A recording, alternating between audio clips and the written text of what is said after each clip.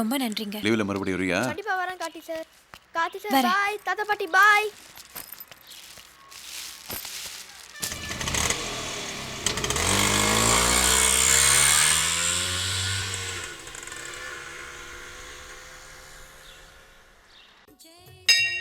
என்ன கார்த்தி, போகும்போது பத்துக்கா ஹோட்டலில் நம்ம ஊர் சாப்பாடு சாப்பிட்டு போயிடலாம்.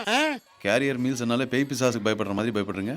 பயந்தாலும் தைரியமாக இருந்தாலும் எடுப்பு சாப்பாடு நம்ம வீட்டுக்கு இன்னும் 4 நாளைக்கு வரவே வராது.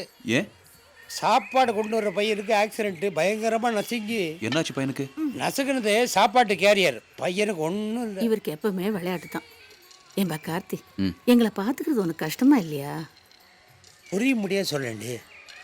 இந்த வருவா ஹோட்டல் சாப்பாடுன்னு தலையில் எழுதிட்டான். நீயும் உங்கள் அம்மாவும் சமையல் பண்ண விட மாட்டேங்கிற. அது ஒரு வகையில் கரெக்டு தான் வச்சுக்க. அவள் 5 நிமிஷம் அடுப்படி நின்னா அதுக்கப்புறம் 10 நிமிஷம் நீ தான் அவள் காலை முத்த வேண்டியதாக இருக்குது. உன் பொண்டாட்டி மேலே போய் 5 வருஷம் ஓடி போச்சு.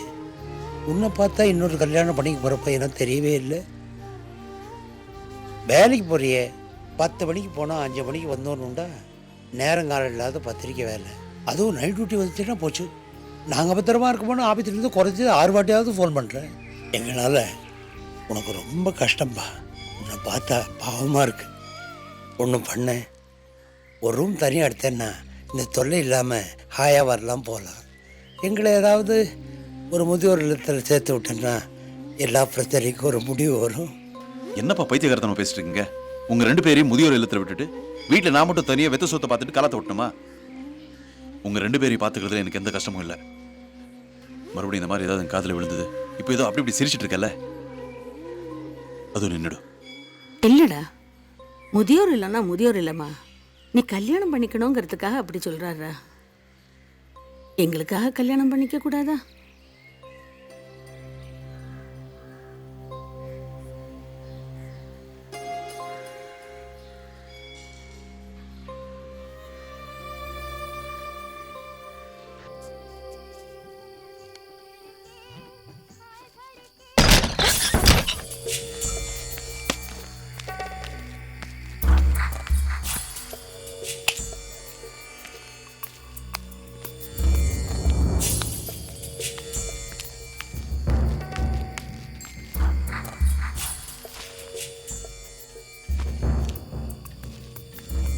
ஒன்றும் இல்லை, ஏதோ சவுண்டு கேட்ட மாதிரி இருந்தது, அதான் ஓடி வந்தேன்.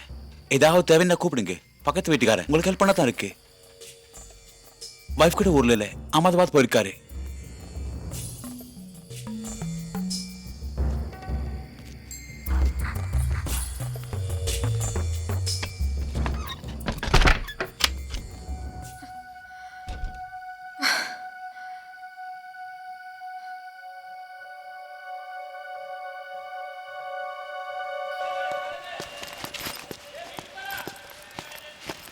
Karthi sir. Hey, how are you? Fine. Hello. Hello. எங்க ஸ்பீடா போறீங்க? ரயில்வே ஸ்டேஷன் போறேன். நாங்களும் ஸ்டேஷன் தான் போறோம். வெயிட் பண்ணுங்க, ஒண்ணா போலாம். உங்க அம்மா அப்பா எப்படி இருக்காங்க? ஏதோ கேரியர் மீல்ஸ் புண்ணியத்துல நல்லா இருக்காங்க.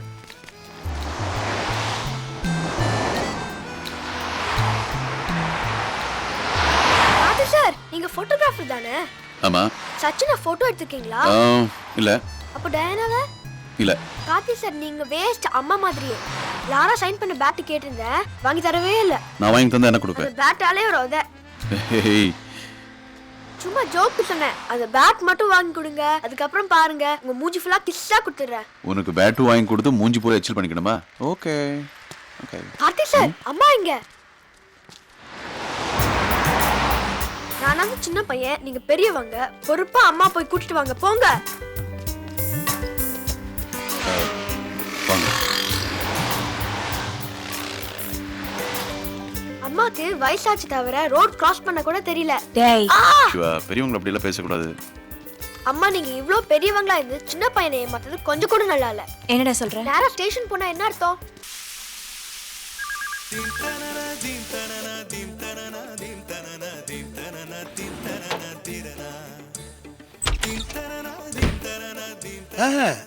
ஓ நம்பர் தூ என்னைய ஃபோன் ரத்து செய்ய ப்ளீஸ். ஏன்பா இப்படி ஓடி வர்ற? ஃபோனுக்காக தான். அதுக்காக பாதி குழி இல்லையா? இல்லை, சித்ராவுக்காக பேங்க்குக்கு ஃபோன் பண்ணியிருந்தேன், கிடைக்கல. வீட்லேயும் இல்லை. வந்தா எனக்கு ஃபோன் பண்ண சொல்லிட்டு வந்தேன். ஒரு வேளை சித்ரா ஃபோனாக இருக்குமா என்ன வந்தா? சரி பண்ணேன். இல்லை வேண்டாம், அவங்க வீட்டில் ஃபோன் இல்லை, வெளியே வந்தால் பேசணும், அவங்களே பண்ணட்டும். ஆ, மறுபடியும் குளிக்க போறியா தொடச்சிக்க போறியா?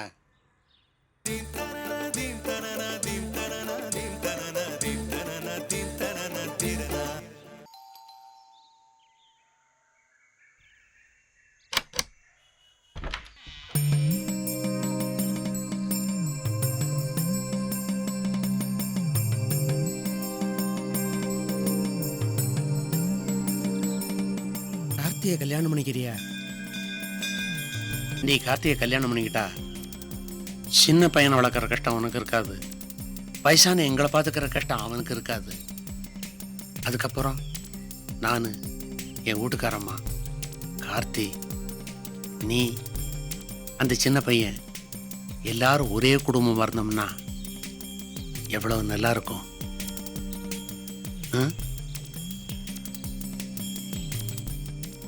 நீங்கள் 2 பேரும் ஒன்று சேரணும்னு இருக்கு.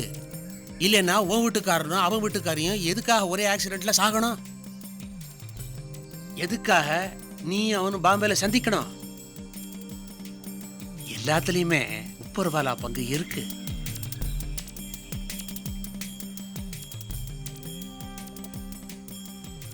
இந்த கல்யாணத்தில் கார்த்திக் விருப்பம் இருக்கிறதா எனக்கு தோணுது.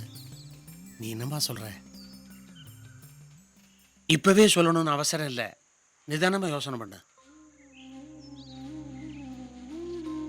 எனக்கு கல்யாணம் பண்ணிக்கிற மாதிரி ஐடியா இல்லை.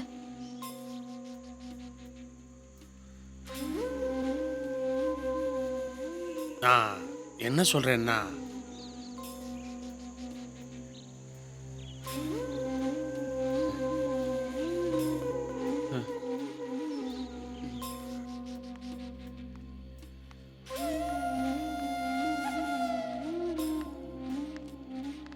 ஆட்டோ வேணா கூட்டிட்டு வரட்டுமா? உன் மனசு புண்படும்படியா ஏதாவது பேசியிருந்தேன்னா தயவு செய்து என்னை மன்னிச்சிருமா. நீங்க தான் என்ன மன்னிக்கணும்.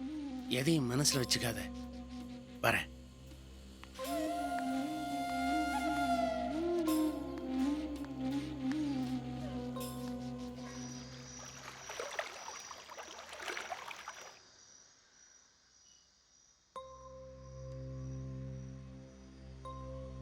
என்னால் காரியமே கெட்டு போச்சு. நீ போயிருந்தீன்னா டைம் பார்த்து கேட்டிருப்ப.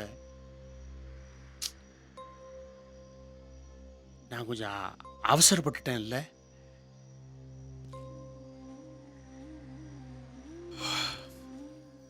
கல்யாணம் வேண்டான்னு சித்ரா முடிவு பண்ணதுக்கப்புறம் நீங்கள் கேட்ட என்ன, நான் கேட்டேன் என்ன? ஆக்சுவலி நான் கேட்டு அவங்க மறுத்து இதெல்லாம் இல்லாமல் பண்ணிட்டீங்க. அதுக்கு ஏப்பா நீங்கள் ஃபீல் பண்ணுறீங்க?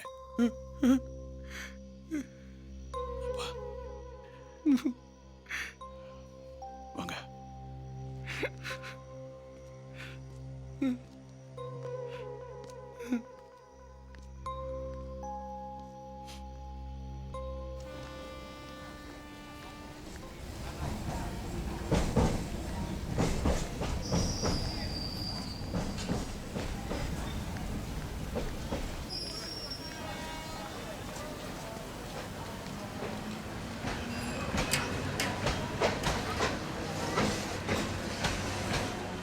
ஒரு நிமிஷம்.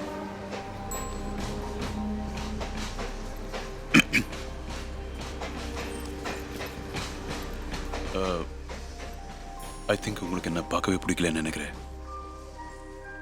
எது கூப்பிட்டேன்னா இது எனக்கு புரிஞ்சிச்சுன்னு சொல்லத்தா. மறுபடியும் உங்களுக்கு என்ன சந்திக்கிற நிலைமை ஏற்படாது.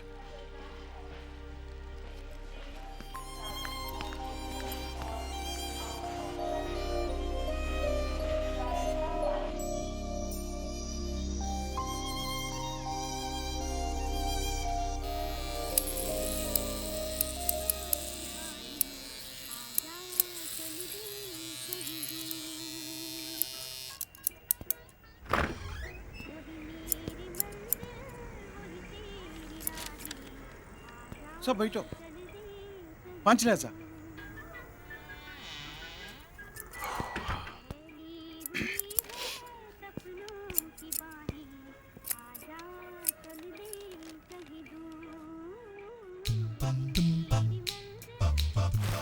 கார்த்தி சார், பார்க்கல. மறந்துட்டீங்களா? அப்படியெல்லாம் ஒன்றும் இல்லையே.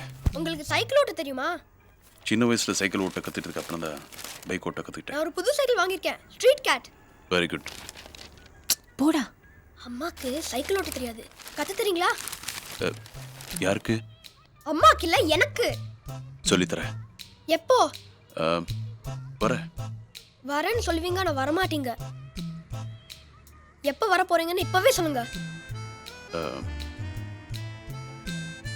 ஸ்கூலுக்கு டைம் ஆச்சு சிவா. தெரியுமா? வா. நீங்க எப்போ வர போறீங்கன்னு சொல்லவே இல்லையே. நாளைக்கு வரேன். ஓகே. இப்படிதான் சொல்லுவீங்க, ஆனா வரவே மாட்டீங்க.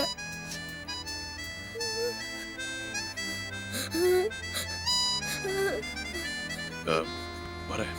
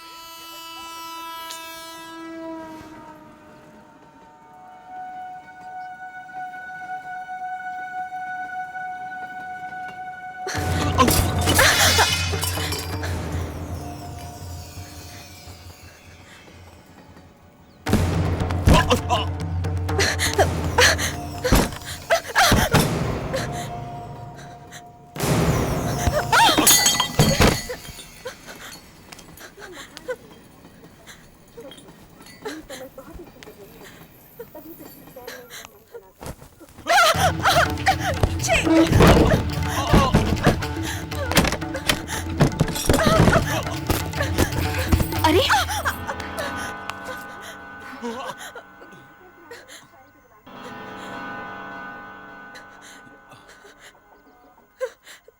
சார், நேற்று என்ன நடந்தது தெரியுமா சார்? பக்கத்து வீட்டுக்கார வீடு வந்து நம்ம சித்ரா கிட்ட கலாட்டா பண்ணியிருக்கான்.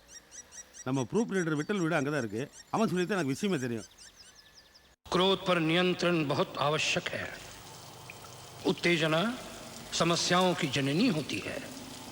ये सही है कि इन विस्फोटों ने हमारी आत्मा को क्षत विक्षत कर दिया है. हमारे लोग बड़ी संख्या में मारे गए हैं. हमारे समुदाय की अपार क्षति हुई है. परंतु आवेश में आकर कोई गलत कदम उठाना उचित नहीं होगा. जो लोग विस्फोटों के लिए उत्तरदायी हैं, हम उन्हें पहचानते हैं. हमारे शत्रु का चेहरा बिल्कुल स्पष्ट. उचित समय पर उन्हें उचित दंड दिया जाएगा.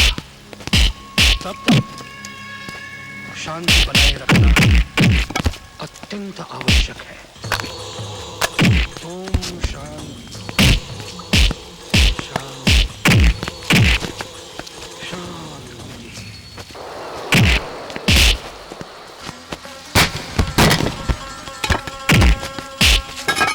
लगाने दीजिए इल्जाम, कहने दीजिए हमारा नाम.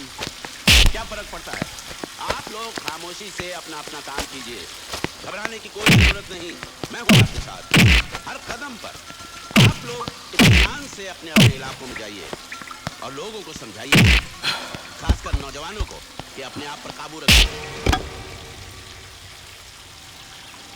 பொம்பளைங்களை பலாத்காரம் பண்ணக்கூடாது.